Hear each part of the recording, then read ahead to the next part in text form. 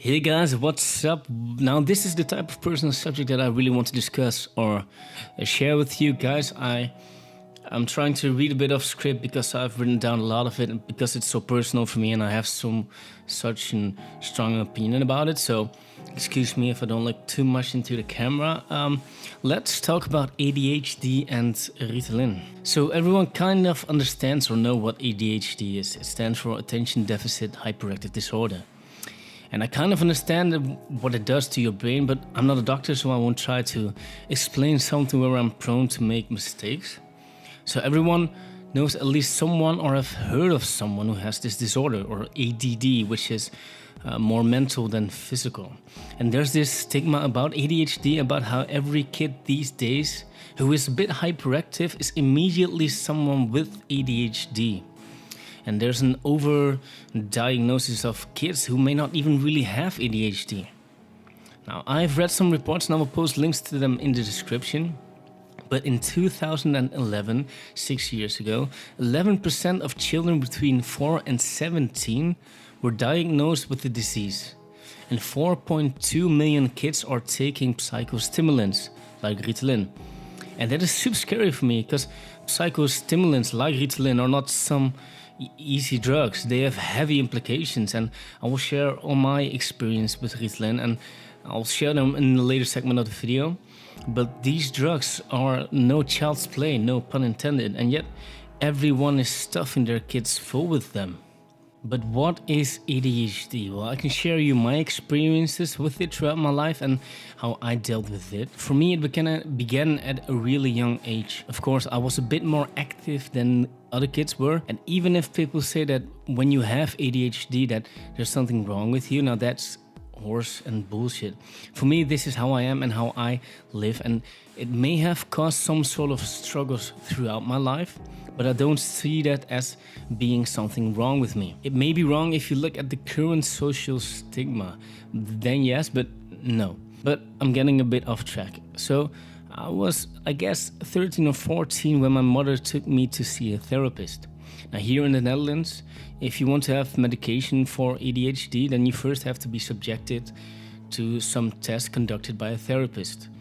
Now, so they determined that I had ADHD, but then at the time I didn't want to have any medication because I was so scared of losing my identity to the drugs that numb you.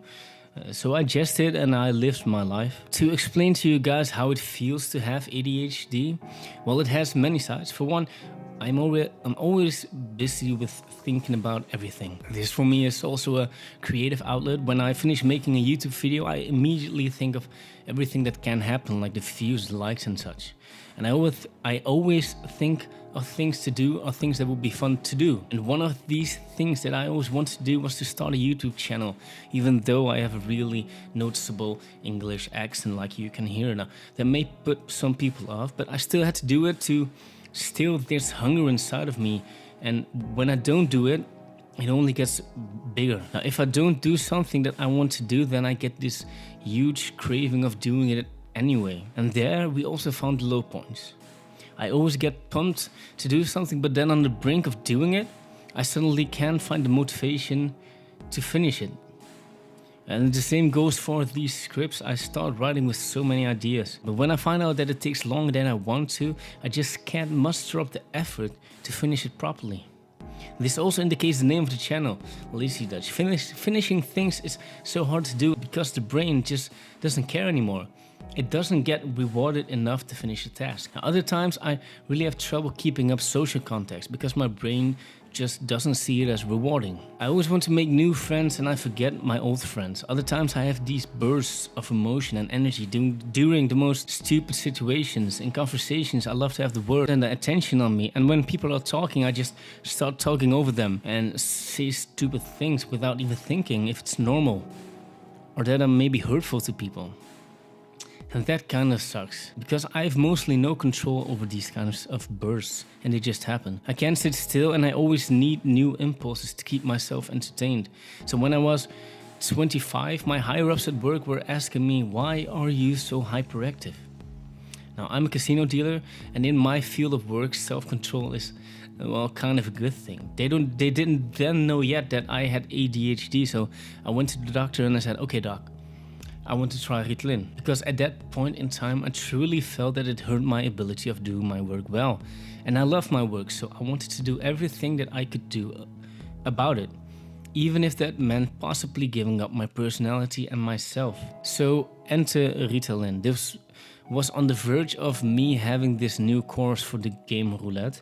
And I started with my doctor with the lowest amount being 5 milligrams. And the first time was really nerve-wracking. And I was a bit excited because, how will this affect me? The thing with Ritalin is that you can't just really stop with it once you've started. And if you want to stop, that you have to slowly stop. So I tried it. And the thing with Ritalin is I immediately feel when it works. But back then, I just felt a bit drowsy at first. My leg movements were gone and I didn't have this true zen moment which I expected. I was a lot quieter though, and I noticed that in the weeks to come when I did tasks like cleaning, I was suddenly obsessed with it. I did things better than I did before. It helped me fulfill tasks and it even helped me in my social life. Being more able to actually listen to what someone has to say. But when the Ritalin tablets didn't work anymore, I also felt the downside. My body temperature rose and my forehead was always super warm. My body was sweating more than before. I have this sleep disorder, which I will talk about in another video, but that worsened.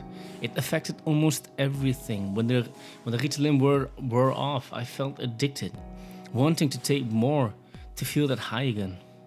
During my course, it helped me a lot being able to learn more with the roulette and to really shine, but after using it for almost 2 years, I wanted to stop. When I wanted to stop, I noticed that I was now actually addicted to something. I already took less and less, and then I stopped completely. The first week of stopping was terrible. I had no energy left. I slept more than I would like. I was super cranky, and I was being really a rude person to all my loved ones. This lasted almost for a week or such, and in this week I had many urges to take some Ritalin just to feel more energetic and to feel not so sleepy again, to be a nice person again, and it felt like I had just stopped crack or something. After that week I stopped for two or 3 months, and then I relapsed a bit again. I slept like a baby. I had my ADHD quirks again, but that was okay because I was myself again. My last one was 2 months ago, and I didn't order any new ones, so I can't relapse anymore, which is good for me. I had so many relapses where I felt that I could take just the minimum if I had some trouble like clearing my mind and all. And it always disappointed in the effect. This drug had such a huge effect on me and my body, and I'm a grown man. I hear these stories of kids getting these things force-fed in way higher dosages than I did, and that's insane. Now, if you are thinking about taking Ritalin or any other substance for ADHD, then please take in account all the side effects that these drugs have. Always read the manual that comes with it. Check if that's something that you want to give up to be able to have more concentration. It helped me a lot, but at the same time gave me my biggest struggle and addiction in life. And that's why I don't take the stuff anymore. And that kind of rounds up my story about ADHD. Do you have anything that you would like to share? Then do so please in the comments. Now this is my own personal journey and this is how I experienced it. Of course everyone is different and everybody is different, so everyone can react differently to Ritalin or any other substance. So please take that in account when consulting a doctor for your ADHD. Always go to your doctor and ask them for advice. And also, please take that into account when commenting. So, thank you for listening to my story. I hope it was to some good use for someone who is still struggling with if they want to take something or not.